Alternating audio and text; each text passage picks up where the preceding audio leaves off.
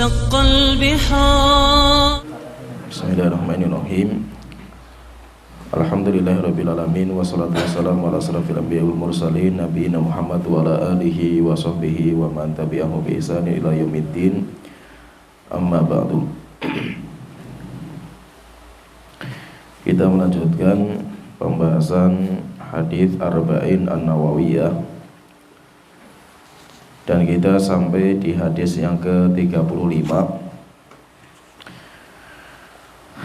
Al-Imam Nawawi rahimahullah ta'ala beliau berkata, An Abi Hurairah radhiyallahu anhu qala Rasulullah sallallahu alaihi wasallam, la tahasadu wa la tanajashu wa la tabaghadu wa la tadabaru wa la yabi' ba'dukum ala bai'i ba'din wa kunu ibadullahi ikhwana. Kalian jangan saling hasad, jangan saling curang, jangan saling membenci, jangan saling membelakangi, dan jangan sebagian kalian membeli apa yang sudah ditawar oleh saudaranya.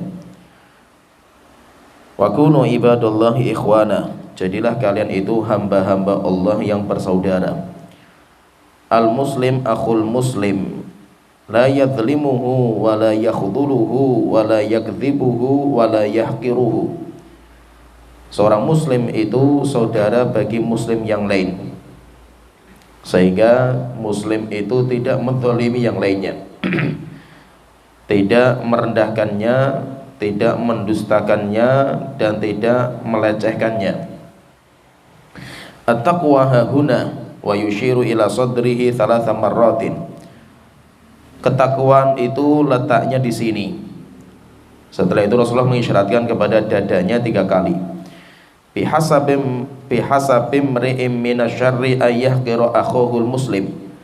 Cukup sebagai kejelekan bagi seseorang ketika dia itu merendahkan saudara muslim yang lainnya. Kullul muslimi 'alal muslimi haramun damuhu wa maluhu wa irduhu.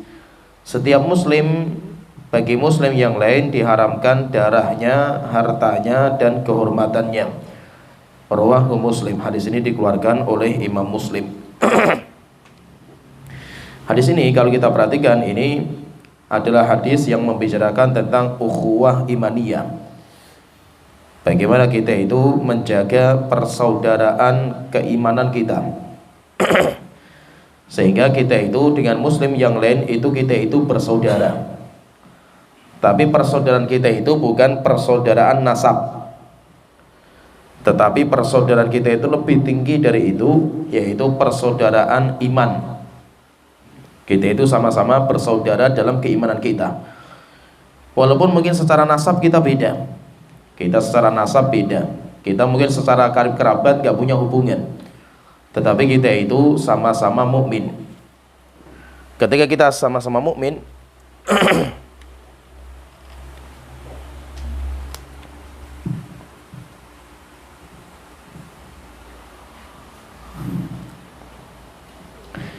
ketika kita sama-sama mukmin, maka kita itu harus saling bersaudara. Rasulullah di sini dalam hadis ini beliau menyebutkan ada sebab-sebab yang bisa merusak persaudaraan. Itu kalau kita sebutkan dalam hadis ini ada sekitar 8. Ada 8 sebab yang menyebabkan orang itu nanti saling berpecah belah. Atau kalau kita semua sebutkan ada 10 sebab. Kita sebutkan secara ringkas tentang sabdanya Rasulullah SAW ini. Yang pertama, Rasulullah mengatakan la tahasadu, kalian itu jangan saling hasad. Jadi yang pertama, dan itu yang paling parah menyebabkan perpecahan di tubuh kaum muslimin itu karena hasad. Hasad itu secara arti disebutkan oleh para ulama, hasad itu apa? Hasad itu karahiyatu nikmatil ghair. Hasad itu bencinya kita dengan kenikmatan orang lain. Allah memberikan kenikmatan kepada orang dan kita nggak suka. Itu yang dinamakan dengan hasad. Jadi ketidaksukaan karena kenikmatan yang Allah berikan kepada orang lain. Dan nanti nikmat yang Allah berikan kepada orang lain itu ada dua. Ada nikmat yang bersifat duniawiyah, harta, tahta, wanita, itu kenikmatan dunia. Kemudian yang kedua, kenikmatan yang Allah berikan kedua itu dinamakan dengan nikmatun diniyah, kenikmatan yang bersifat agama. Kita dimudahkan untuk hafal Quran, itu nikmat dari Allah Ta'ala. Kita bisa bikin masjid, itu nikmat dari Allah Ta'ala. Kita bisa bikin sekolah sunnah, bikin pondok pesantren, kita bisa berdakwah, kita punya murid, itu semuanya nikmat. Maka ketika ada orang tidak suka dengan kenikmatan ini, baik yang bersifat duniawi atau ukhrawiyah, maka itu dinamakan dengan hasad. Dan hasad yang paling parah itu kalau bersifat ukhrawiyah, bukan bersifat dunia tapi ukhrawiyah. Dan hasad itu semua hati kita itu sudah Allah tetapkan. Jadi tidak ada hati kecuali di dalam hati itu kecuali sudah ada hasad. Jadi hasad itu kayak penyakit bawaan. Hasad itu kayak penyakit bawaan, semua kita itu pasti punya. Tidak mungkin tidak. Tidak ada hati yang Allah ciptakan kecuali dia itu membawa penyakit itu. Yaitu apa? Penyakit kita itu nggak suka dikalahkan, kita nggak suka disaingi.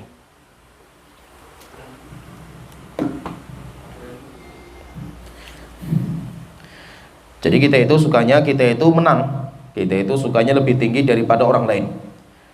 Sehingga ketika ada orang mendapatkan kenikmatan yang saya nggak punya, saya itu nggak suka gitu loh. Itu karakter manusia. Oleh itu kata para ulama mengatakan tinggal bedanya itu, kalau kita itu mukmin, al mukmin yukhfihi wal fajir yubdihi. Jadi kalau bedanya itu, kata Syaikhul mengatakan hasad itu setiap kita itu pasti punya. Cuma bedanya itu al mukmin yukhfihi. Orang yang beriman itu berusaha untuk menutupi, berusaha untuk menyembunyikan, berusaha untuk memperbaiki dan mengobati. Itu kalau orang yang beriman. Wal fajir yubdihi, sedangkan orang-orang yang jelek dia itu berusaha untuk menampakkan hasadnya. Sehingga maksudnya itu setiap kita itu pasti punya hasad, tinggal kita itu mau menghilangkan atau tidak. Dan hasad itu yaitu ketidaksukaan kita dengan nikmat orang lain. Nanti manusia itu dalam masalah kenikmatan orang, saya misalkan melihat nikmat yang Allah berikan kepada orang lain yang saya nggak punya, maka nanti manusia dalam masalah kenikmatan orang lain itu, nanti mereka itu akan terbagi menjadi 4 kelompok. Dalam menyikapi tentang kenikmatan orang lain, maka nanti manusia itu ada 4 macam. Macam yang pertama, orang yang pertama itu man yas'a fi zawali nikmatil mahsudi. Yang pertama, orang ketika melihat kenikmatan yang Allah berikan kepada orang lain, dia berjuang untuk menghilangkan nikmat itu. Sehingga apa? Nikmat itu harus hilang pokoknya itu dari orang itu, karena saya nggak suka. Baik itu nikmatnya berupa dunia atau berupa agama. Contohnya misalkan saya ada teman akrab padahal itu, yaitu usaha ya kerja di PNS itu sudah awal bareng. Subhanallah, rupanya dia itu langsung melejit, jabatannya tinggi. Saya nggak suka gitu. Saya apa? Saya berjuang untuk menghilangkan nikmat itu, jabatan orang itu. Dengan cara apa? Apa saja yang penting itu dia itu jabatannya hilang. Maka ini macam yang pertama. Jadi macam yang pertama itu orang kalau dia sudah hasad, dia itu berjuang untuk menghilangkan nikmat tersebut dari orang itu. Baik dengan tutur kata yang fitnah, atau dengan perbuatan, atau apa saja. Baik dia itu berjuang untuk menghilangkan. Orang yang berjuang untuk menghilangkan itu nanti terbagi menjadi 2. Mereka nanti terbagi menjadi 2 macam. Yang pertama, orang yang pertama itu dia berjuang untuk menghilangkan, dan dia pun juga tidak punya keinginan untuk memilikinya. Jadi orang yang hasad, dia berjuang untuk menghabisi nikmatnya itu dari orang itu, dan saya pun juga gak suka kalau saya punya gitu. Yang penting apa? Sama-sama neraka wis pokoknya itu. Saya nggak suka kamu itu masuk surga itu. Terus bagaimana caranya? Caranya kamu harus saya sesatkan sehingga bahwa kita sama-sama masuk neraka. Saya pun nggak suka masuk surga gitu. Saya nggak suka masuk surga. Tapi apa? Saya juga nggak suka kalau ada orang masuk surga. Berarti apa? Kamu harus saya sesatkan. Harus kita itu sama-sama masuk neraka jahanam. Ini hasad yang paling parah. Ya paham ya? Jadi hasad ini ya. Jadi ada orang, kalau dia itu melihat kenikmatan orang lain, dia berjuang untuk menghilangkan nikmat itu. Tetapi apa? Dia pun juga nggak pengen punya. Itu hasadnya iblis. Kemudian hasadnya orang-orang ahlul kitab. Orang-orang ahlul kitab itu, mereka itu tahu mereka itu kafir. Kalau kafir kekal neraka jahanam kalau nggak beriman sama Nabi Muhammad. Karena Nabi Muhammad Nabi akhir zaman yang mereka nanti itu. Tapi disebabkan karena Muhammad itu orang Arab, mereka tidak mau masuk Islam. Mereka memilih untuk jadi orang kafir kekal neraka jahanam. Apakah mereka berhenti sampai di situ? Enggak. Mereka juga berjuang untuk memurtadkan orang-orang mukmin wis. Sehingga tidak akan ridho mereka itu melihat orang mukmin beriman sama Allah dan Rasulnya nggak ridho. Sehingga mereka berjuang untuk menghilangkan kenikmatan iman yang ada di hati kaum muslimin. Walan taradu angkal yahudu walan nasara hatta tattabi'a millatahum. Orang Yahudi Nasrani nggak ridho sama kalian sampai kalian itu murtad dari agama kalian masuk agama mereka. Maksudnya apa? Sama-sama neraka. Saya neraka, kamu nggak boleh masuk surga. Kamu juga neraka. Ya itu apa? Saya nggak baik. Saya tahu saya itu nggak baik gitu. Tapi apa? Saya nggak suka melihat orang baik. Terus bagaimana? Ya orang yang baik harus saya rusak gitu. Kalau ditanya loh, kenapa kok kamu itu merusak dia itu? Saya pengen dia itu juga masuk neraka seperti saya masuk neraka gitu. Padahal kalau dia itu pengen mukmin itu masuk surga mudah gitu loh. Enggak, saya nggak pengen masuk surga. Yang penting apa? Saya nggak pengen masuk surga dan saya nggak pengen orang itu masuk surga. Yang penting apa? Sama-sama kita itu nggak dapat kenikmatan. Ini hasad yang paling parah. Hasadnya iblis. Kemudian ini hasadnya orang-orang ahlul kitab. Ini hasad yang seperti ini. Jadi parah sekali hasad mereka itu. Padahal kalau mereka itu pengen masuk surga mudah. Tinggal mereka beriman sama Nabi Muhammad. Selesai urusan mereka itu. Mereka enggak. Mereka memilih jadi orang kafir, walaupun tahu konsekuensinya itu kekal neraka jahanam, tapi mereka enggak sampai di situ. Mereka juga berjuang untuk mengkafirkan orang-orang yang beriman. Sehingga sama-sama kita itu neraka jahanam. Ini macam yang kedua dari orang yang berjuang untuk menghilangkan nikmat. Kemudian yang kedua, macam yang kedua itu dia berjuang menghilangkan nikmat orang itu dan berjuang untuk memindahkan ke dirinya. Misalkan gini, misalkan ada seorang masalah jabatan tadi misalnya. Kenapa kok saya itu caci maki dia, fitnah dia, supaya yang jadi pejabat itu adalah saya. Sehingga dia dilengsarkan dari jabatannya, saya yang masukkan itu. Saya yang mendapatkan, bukan dia, saya yang dapatkan itu. Jadi pengennya itu apa? Pengennya nikmatnya itu dipindah ke dirinya. Pengennya itu nikmatnya itu dipindahkan ke diri dia sehingga bahwa dia itu bisa mendapatkan nikmat itu. Ini macam yang pertama. Jadi macam golongan yang pertama itu orang itu kalau hasad dia itu berjuang untuk menghilangkan nikmat orang yang dihasati. Baik dipindahkan ke dirinya atau tidak juga. Yang penting apa? Yang penting hilang. Nikmatnya itu hilang. Kemudian macam yang kedua, orang yang kedua itu waqismun akhar minan nas, kata beliau, kata Imam Ibnu Rajab, golongan yang kedua dari manusia itu idza hasada ghairahu lam ya'mal bimaqtada hasadihi. Orang ketika dia hasad, tahu kalau saya itu sedang hasad, enggak suka dengan nikmat orang lain. Tapi apa? Saya itu tidak mengamalkan konsekuensi hasad saya. Itu maksudnya apa? Saya tidak memfitnah orang itu, saya itu tidak berjuang untuk menghilangkan nikmat itu, enggak gitu. Berbeda dengan kelompok yang pertama. Yang pertama kan dia hasad, dia berjuang untuk menghilangkan nikmat. Kalau orang yang kedua itu enggak. Dia itu punya hasad dan dia itu enggak berjuang untuk menghilangkan nikmat itu. sehingga dia tidak memfitnah dengan lisan dan perbuatan, enggak. Terus bagaimana kalau seperti ini? Kalau seperti ini nanti terbagi menjadi dua. Yang ini nanti terbagi menjadi dua. Yang pertama, orang yang pertama dari orang yang muncul hasad tapi dia menahan diri sehingga tidak sampai menghilangkan nikmat orang lain. Hasad yang kedua ini ada dua macam. Yang pertama, dia itu sudah berjuang menghilangkan hasad yang ada. Dia tahu saya itu sedang hasad ini sama si A. Saya pun nggak mungkin mau menzalimi orang itu, tapi mau saya itu menghilangkan nggak bisa gitu loh. Saya sudah berjuang untuk menghilangkan hasad yang ada di hati saya itu, saya nggak bisa sama sekali. Padahal saya sudah berjuang. Terus bagaimana kalau seperti ini? Seperti ini dosa nggak? Seperti ini tidak berdosa. Kenapa? Karena dia berjuang untuk menghilangkan penyakitnya dan dia kalah. Dia tidak berhasil. Sehingga apa? Hasadnya masih ada, walaupun dia sudah berjuang menghilangkan, hasad masih ada. Terus bagaimana kalau seperti ini? Dia nggak berdosa karena dia sudah berjuang sekuat tenaga. Ini yang pertama. Yang kedua, dia tidak berjuang untuk menghilangkan, tapi dia itu menikmati hasadnya, sehingga hasadnya itu membara dalam hatinya. Cuma dia nggak menzalimi. Dia itu tidak menzalimi, dia tidak berjuang menghilangkan, tapi dia itu asik dengan nikmat hasad ada dalam hatinya itu. Bagaimana kalau seperti ini? Maka kalau seperti ini itu dia termasuk orang yang berdosa. Apalagi sampai dia itu melontarkan. Karena kenapa? Dia itu berdosa karena dia itu tidak mampu untuk menyimpan isi hati.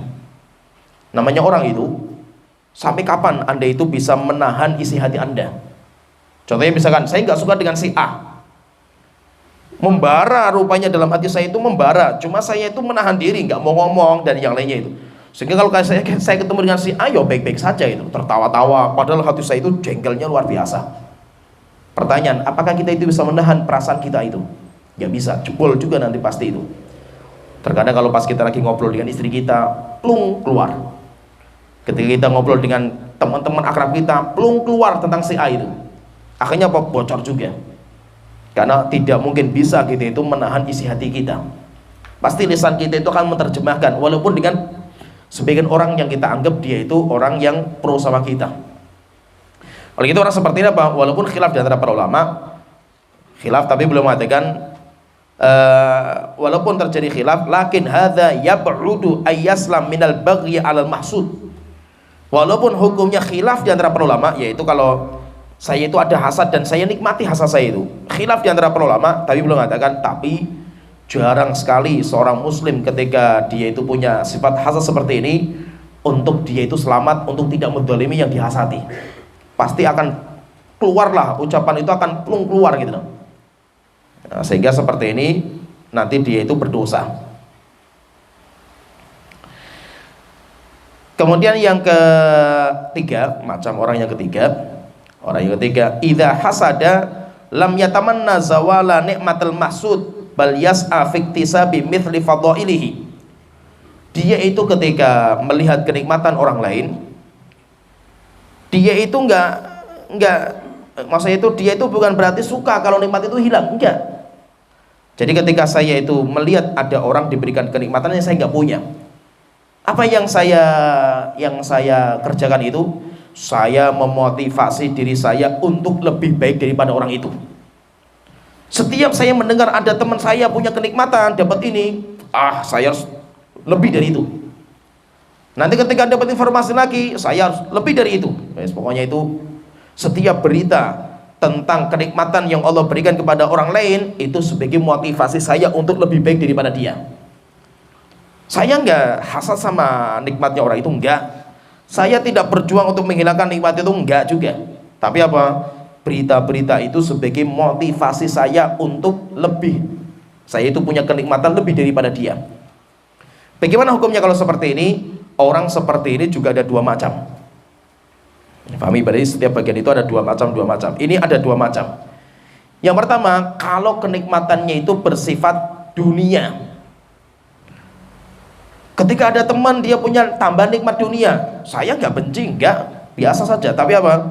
Saya harus punya lebih daripada dia. Akhirnya bahwa kita motivasi diri kita untuk lebih daripada dirinya orang itu. Akhirnya apa? Nanti berlomba-lomba untuk mengejar dunia.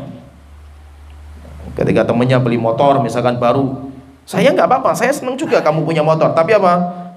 Motor saya harus lebih baik daripada kamu. Akhirnya apa? Saya berjuang untuk beli motor lebih bagus daripada kamu. Terus seperti akhirnya apa? Nggak pernah berhenti untuk mengejar dunia, dan itu tercela. Dosa nggak orang seperti ini? Nggak berdosa selama dia itu kerjanya halal, nggak apa-apa. Tapi orang itu tercela karena dia itu mengejar dunia, saingan dalam kehidupan dunia. Kemudian yang kedua, macam yang kedua itu, jika kenikmatan itu bersifat diniyah, kenikmatan yang bersifat agama. Misalkan kita melihat teman kita itu bisa mengamalkan amal soleh. Saya senang ketika teman saya itu bisa beramal soleh, saya senang. Tapi apa? Saya harus lebih daripada orang itu. Sehingga apa? Ketika saya mendengar teman saya itu beramal soleh, itu sebagai alat memotivasi saya untuk bisa menjadi orang yang lebih daripada mereka. Kalau urusan agama itu sangat dianjurkan, karena kita itu memang diperintahkan untuk berlomba-lomba dalam kebaikan. Sehingga dalam kebaikan itu nggak boleh ngalah kita. Nah itu Rasulullah mengatakan, dan itu nanti yang seperti ini, yaitu yang memotivasi. Jadi kalau kita mendengar teman kita itu berbuat kebaikan, teman saya bisa hafal Quran 30 juz, akhirnya kita memacu diri kita untuk lebih dari itu. Teman saya bisa bangun masjid, saya memacu diri saya untuk bisa bangun masjid lebih dari itu. Terus seperti itu. Ini yang dinamakan dengan istilahnya namanya ghibthah. Dinamakan dengan istilahnya ghibthah. Motivasi diri untuk menjadi lebih baik daripada orang lain dalam amal soleh.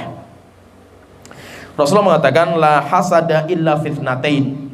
Tidak boleh hasad kecuali dalam dua perkara. Sebenarnya bukan hasad ini namanya ghibthah. Rajulun atahullahu malan, ada orang yang Allah berikan harta, fahuwa yunfiquhu ana al-laili wa ana in-nahar. Kemudian orang itu menggunakan hartanya untuk sedekah siang dan malamnya. Nah, kita boleh, kita itu ghibthah sama dia. Ghibthah itu apa? Kita nggak mau kalah sama orang itu. Kita tidak boleh kalah sama orang itu. Wa rajulun atahullahul Qur'an, ada orang yang diberikan Al-Qur'an, fa wa yaqumu bihi ana al-laili wa ana an-nahar.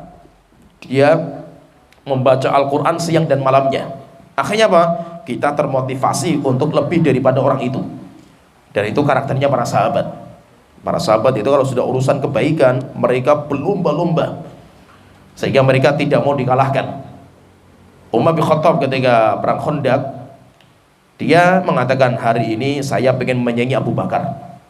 Akhirnya datang ke Rasulullah mengatakan, ya Rasulullah, setengah harta saya sedekahkan. Akhirnya Rasulullah takjub. Sampai akhirnya Rasulullah mengatakan, ya Umar, setengahnya? Iya, saya masih punya setengah untuk keluarga saya. Setelah itu datang Abu Bakar mengatakan, ya Rasulullah, semua harta saya sedekahkan. Maka Rasulullah mengatakan, wahai Abu Bakar, semuanya? Iya, saya masih punya Allah yang nanti akan menanggung rezeki keluarga saya. Akhirnya apa kata Umar, memang Abu Bakar itu nggak mau disaingi. Jadi masalah kebaikan itu nggak ada namanya saingan, nggak ada namanya kita menyerah. Kalau itu dalam masalah kebaikan itu, kita itu harus menjadi orang yang lebih daripada orang lain. Tidak boleh kita itu dalam masalah dunia kita berlomba-lomba, dalam masalah akhirat kita itu sukanya ngalah dalam masalah kebaikan. Nah, jadi ini yang macam yang ketiga. Macam orang yang ketiga yaitu orang itu ketika hasad atau dia itu melihat kenikmatan orang lain, dia itu berjuang untuk memotivasi supaya dia itu lebih hebat daripada orang lain. Kemudian macam yang keempat, idza wajada fi nafsihil hasada sa'a fi izalatihi wa fil ihsani ilal mahsud. Orang ketika muncul hasad, dia berjuang untuk mengobati penyakitnya dengan cara apa? Dengan cara berbuat baik kepada yang dihasati, dengan cara mendoakannya, dengan cara menyebarkan kebaikan orang itu, dengan cara memuji-muji orang itu, supaya apa? Supaya hati itu bersih. Jadi maksudnya apa? Setiap muncul hasad, kita doakan saudara kita. Setiap kita muncul hasad, kita puji-puji orang itu di hadapan orang, kita ceritakan kebaikan dia itu orang baik. Kenapa? Karena saya cerita seperti itu. Kenapa? Karena saya itu hati saya ada kebencian sama orang itu gitu. Akhirnya apa? Saya pengen ngobati dengan cara apa? Saya sebarkan kebaikan orang itu. Nah, orang seperti ini adalah sifatnya orang-orang yang beriman.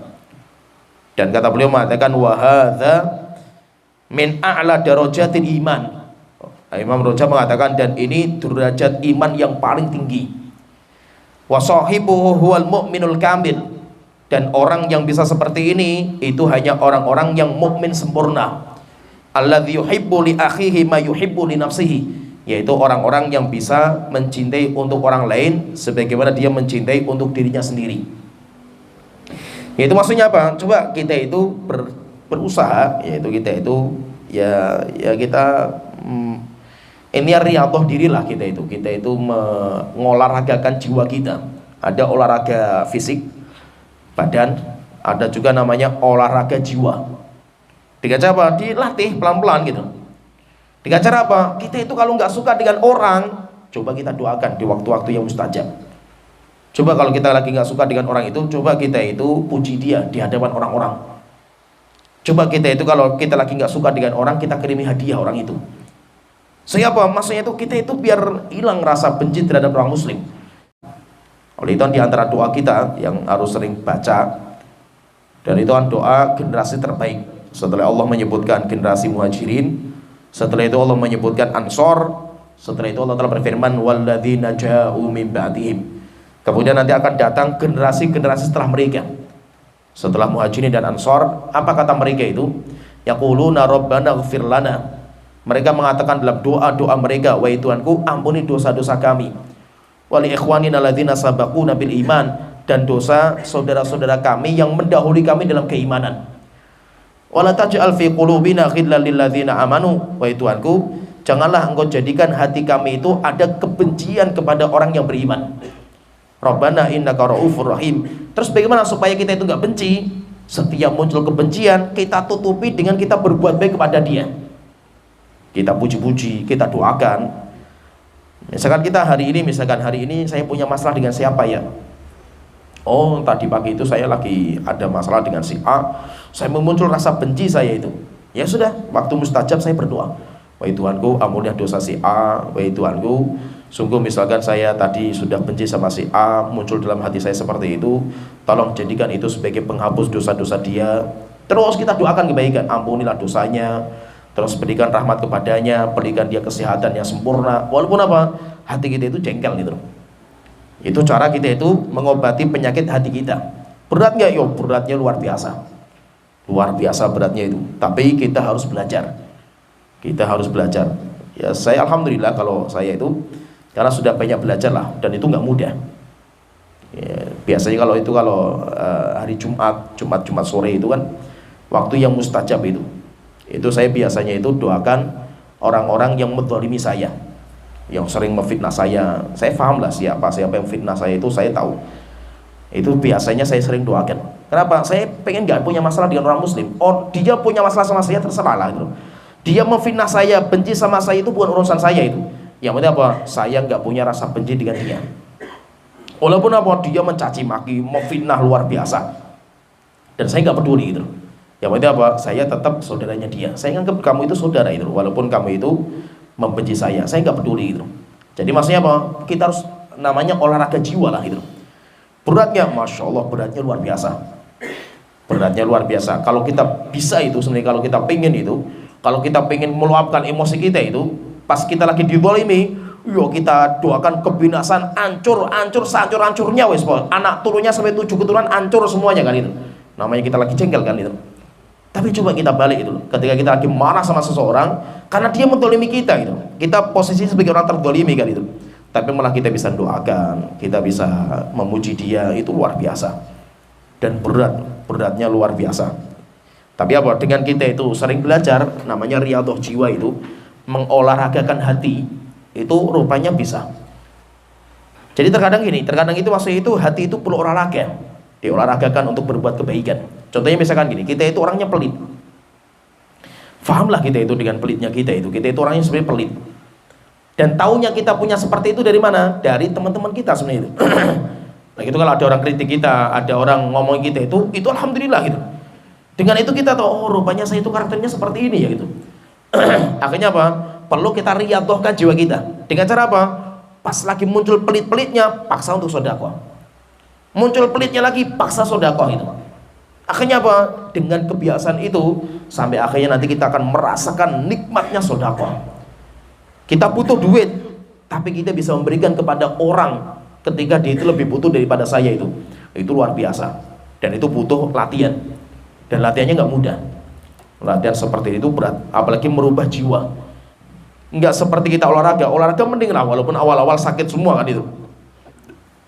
Orang nggak pernah olahraga, tiba-tiba langsung lari itu, ngos-ngosan, kemudian nanti bangun tidur kayak patah semua tulang-tulangnya itu.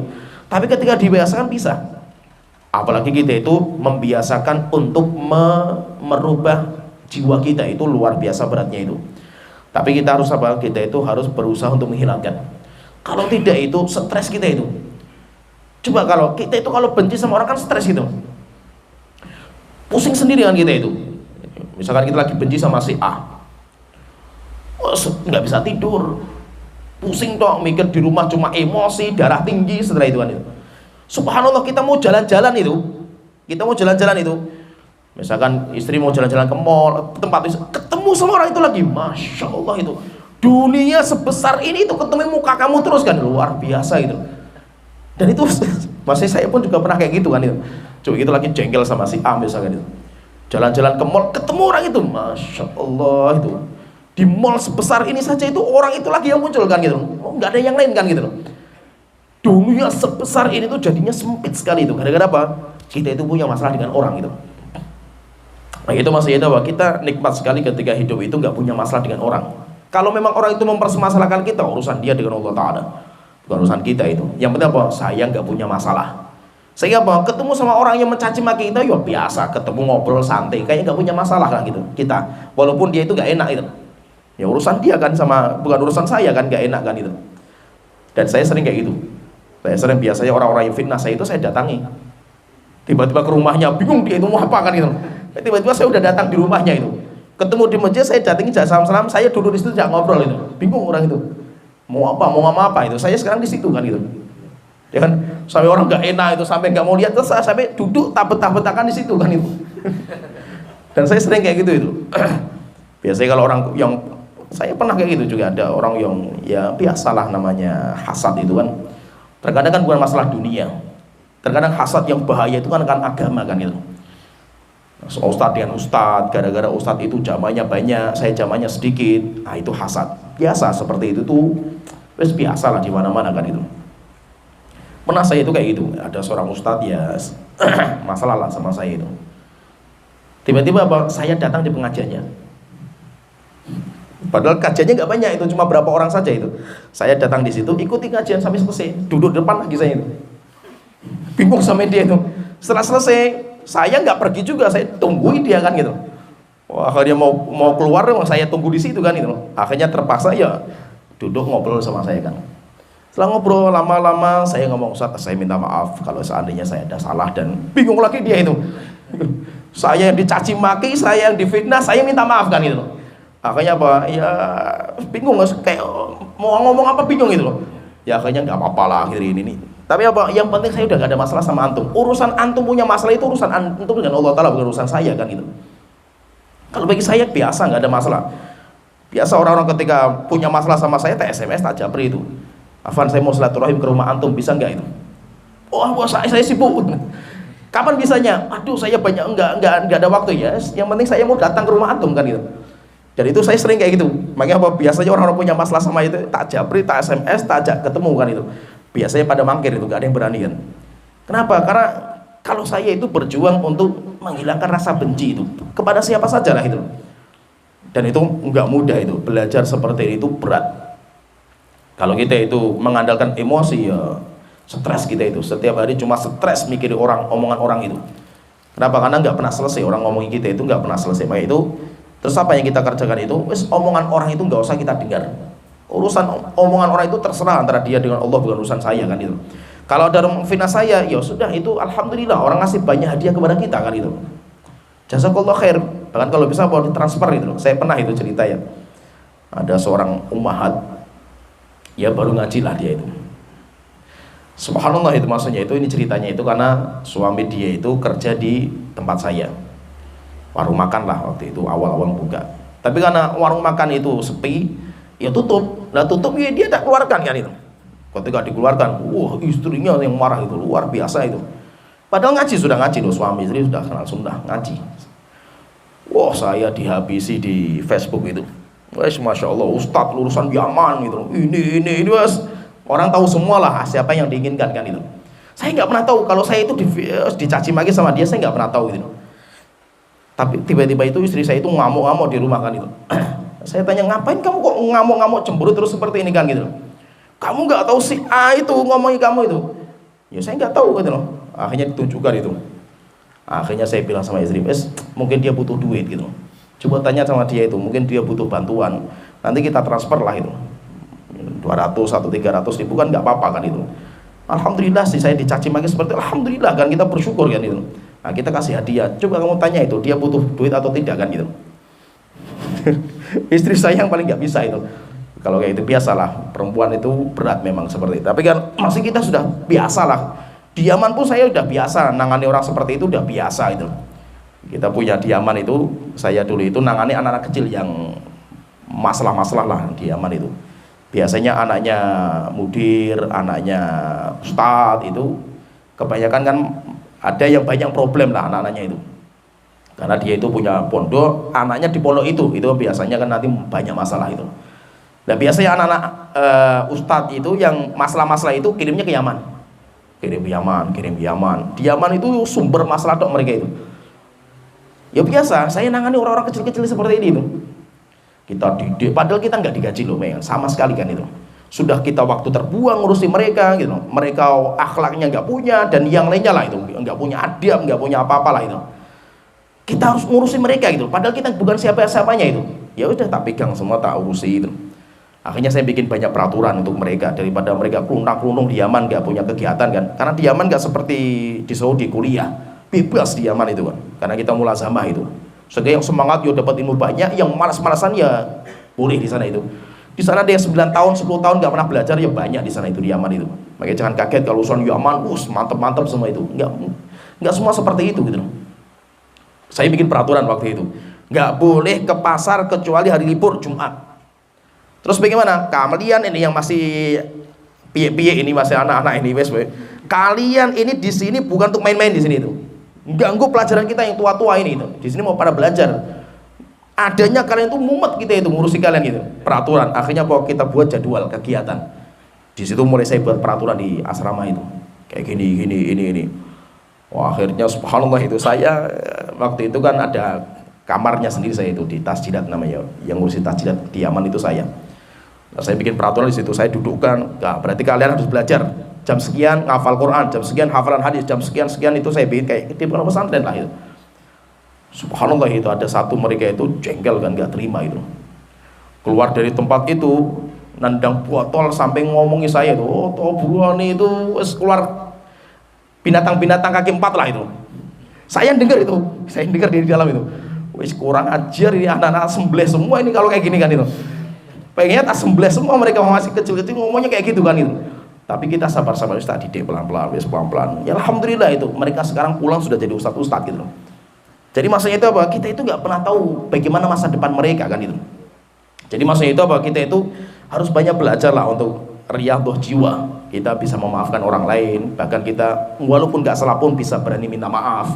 Kita datangi orang. Jadi kita itu gentleman. Kita bukan orang yang ngomong di belakang saja gitu. Kita datangi, kemudian kita duduk di situ diskusi berani kita itu.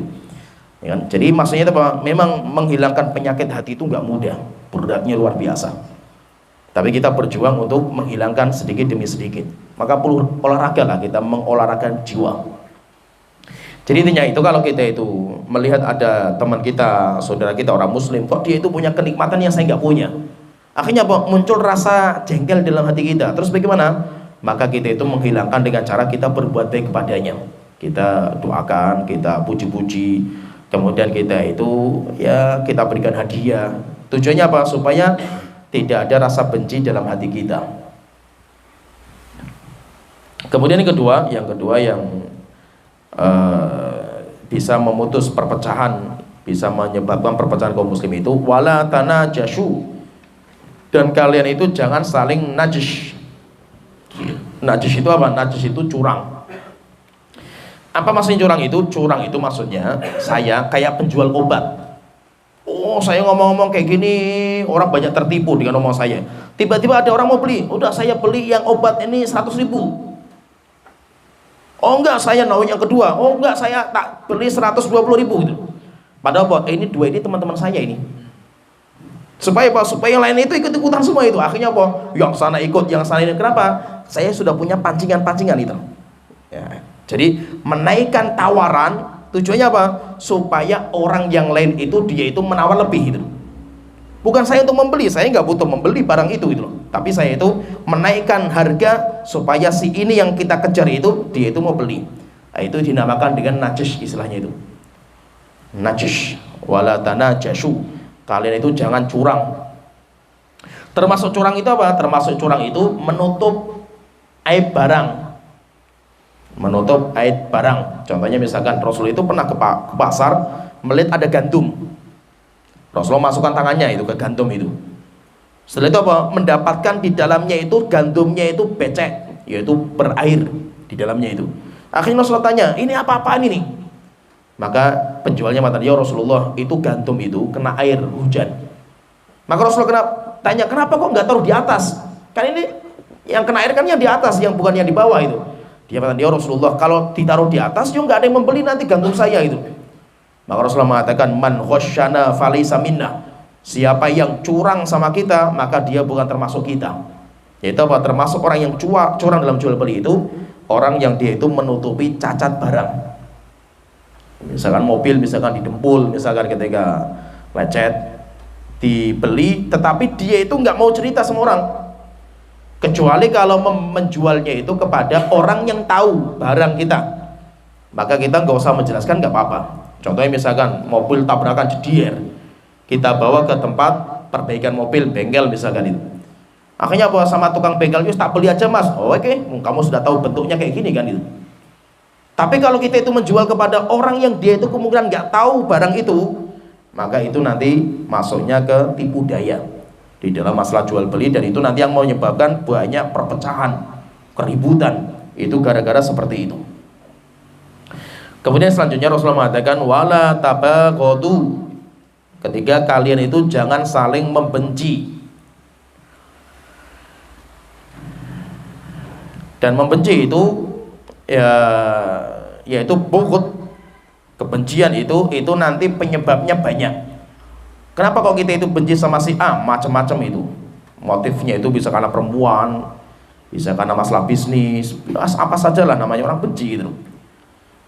Wala tabaghadu. Kemudian yang selanjutnya yang keempat, wala tadabaru. Dan kalian itu jangan saling membelakangi.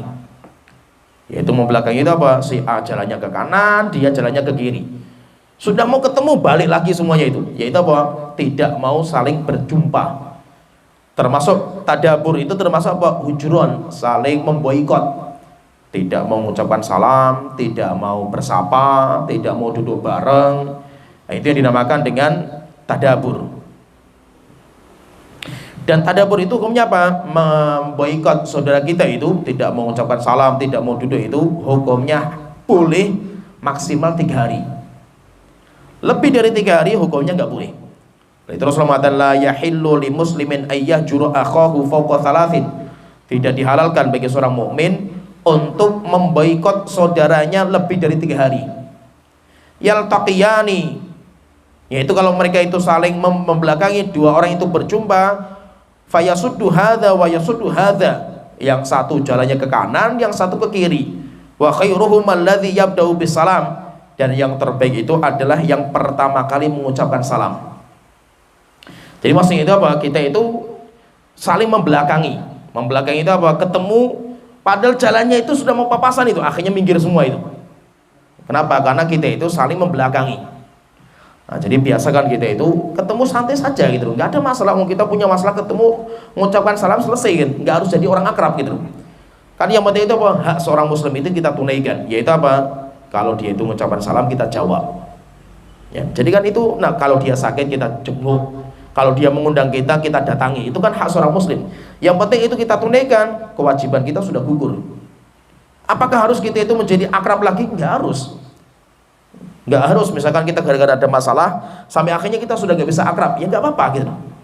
Dulunya kita itu akrab sekali itu, gara-gara masalah bisnis, cekcok masalah bisnis, akhirnya kita itu menjadi saling bermusuhan, saling membelakangi.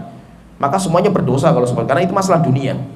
Terus bagaimana caranya itu? Caranya itu tetap hak sebagai seorang muslim ditunaikan. Ketemu ya mengucapkan salam, sapa, kemudian kalau sakit dikunjungi, kemudian kalau ya seperti kita tunaikan hak-haknya itu. Walaupun apa, tetap sudah gak bisa akrab seperti dulu, nggak apa-apa gitu loh. Wong akrab itu nggak wajib kan itu. Yang wajib itu apa? Hak muslim atas muslim yang lain, itu namanya hak yang wajib ditunaikan. Sedangkan keakraban itu sudah nggak penting lagi, keakraban itu. Kalau kita bisa akrab lagi, alhamdulillah, walaupun sudah punya masalah. Tapi kalau sudah nggak bisa lagi akrab lagi, ya nggak apa-apa. Yang penting kita itu jangan memutuskan hubungan gara-gara kita itu ribut dalam masalah dunia. Kecuali kata para ulama, kecuali kalau tadabur atau hujron, menghajar itu, memboikot itu karena urusan agama. Kalau urusan agama itu boleh lebih dari 3 kali, nggak ada masalah.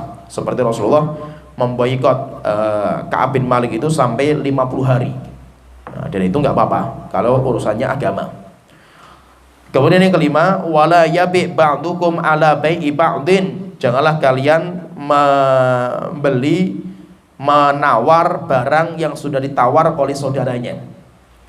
Maksudnya barang yang sudah ditawar itu apa maksudnya? Barang yang sudah ditawar di majlisul aqd, di majlis jual beli. Majlis jual beli itu misalkan ini ketemuan di warung misalkan itu. Toko, antara penjual dan pembeli sedang transaksi.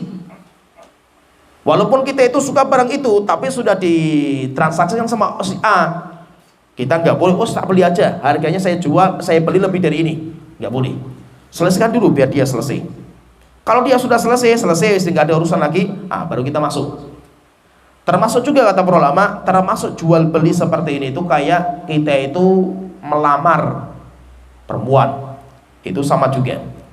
Tidak boleh gitu itu mengkhidbah wanita yang sudah dikhidbah oleh laki-laki yang lainnya. Standarnya apa? Standarnya itu khidbah. Kalau nador nggak ada masalah, nador belum sampai tingkatan khidbah itu. Nah, misalkan teman antum misalkan, oh saya nador sebulan, wah kurang ajar gitu, saya kalah ini. Antum masuk dulu langsung gitu. Nah itu nggak apa-apa. Kalau masih tingkatan itu nador. Kan? Tapi kalau sudah sampai tingkatan dilamar, sudah lamaran, maka kita tidak boleh masuk sampai lamarannya itu ya atau tidak. Kalau sudah terputus selesai, ya berarti nggak ada masalah karena belum apa-apa masanya. Kalau sudah terputus selesai itu kita boleh masuk. Terkadang apa yang jadi ribut itu mak comblang. Mak comblangnya itu malah nyoprot juga itu dari depan kan itu. Nyobrot apa? Ngerobot wis pokoknya itu, nyerobot wis. Padahal dia itu aslinya mak comblang gitu. Saya itu punya syekh itu di Yaman ya. Ada seorang syekh, guru kita di Al-Quran, punya 10 qiraah. Kita belajar Al-Quran sama beliau. Jadi anaknya Syahul Hasan itu, anak perempuan itu ada cacat di mata karena ketembak. Akhirnya apa? Syekh kita di sana itu pengen sekali menikahi anaknya Syahul Hasan kan. Akhirnya ada guru kita itu, guru kita lah di Al-Quran itu.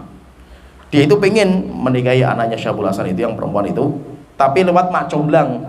Syekh kita dalam masalah hadis itu terkenal masalah hadisnya di sana itu. Tangan kanannya Syahul Hasan lah kalau masalah takhrij hadis itu. Ngomong sama si ini, tolong saya bilangkan ke Syekh saya pengen nikahi putrinya. Oke, tak bilangkan itu. Dibilangkan sama Syekh, Syekhnya mengatakan kenapa nggak kamu saja gitu. Oh iya saya saja Syekh. Akhirnya malah dinikahkan sama Syahul Hasan sama itu gitu. Guru itu, oh yang tahu Syekh kita ngamuk ini yang pertama kan itu. Dia suruh jadi perantara, malah dia serobot kan gitu ya Ustaz. Nah, boleh nggak seperti ini? Nggak ada masalah karena belum ada khitbah gitu. Ya, kalau belum ada khitbah itu nggak ada masalah. Tapi kalau sudah dikhitbah itu nggak boleh. Misalkan wanita karena dia itu kembang desa, yang mau nador itu ngantri gitu. Hari ini si ini nador, besok si ini, boleh nggak seperti itu? Nggak apa-apa. Kenapa? Karena belum dikhitbah. Tapi kalau sudah dikhitbah, maka tidak ada laki-laki yang boleh masuk lagi. Terus bagaimana caranya itu? Tunggu sampai selesai khitbahnya. Kalau sudah selesai boleh. Setelah itu Rasulullah mengatakan wakunu ibadallahi ikhwana. Jadilah kalian itu hamba Allah yang saling bersaudara. Setelah itu Rasulullah mengatakan al muslim akhul muslim. Muslim itu saudara bagi muslim yang lainnya. La yadlimuhu. Nah, ini masalah yang selanjutnya. Seorang muslim itu tidak boleh mendolimi. Dolim Itu masalah apa saja zalim itu. Bisa zalim itu karena masalah hak, berapa harta, masalah apa saja zalim. Namanya zalim, fahamlah kita itu mengambil hak yang bukan dari kita. Itu namanya zalim. Wala yakhdhuluhu, seorang muslim itu tidak yakhdhul. Khudhul itu kayak mengkhianati, yaitu mengkhianati orang itu.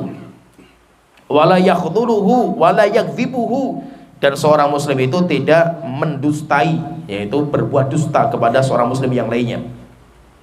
Wala yahqiruhu, dan orang muslim itu tidak merendahkan.